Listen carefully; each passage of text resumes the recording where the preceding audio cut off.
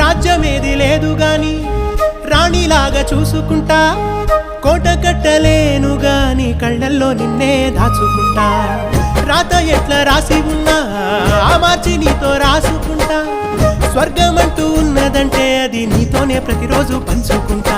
నిన్ను గన్న మీ నాన్న కన్నా అల్లారు ముద్దుగా సాదుకుంటా. నీకు కోపం వస్తే కొంత దూరం ఉంటా, నువ్వు గీత గీస్తే నేను దాటనంటా.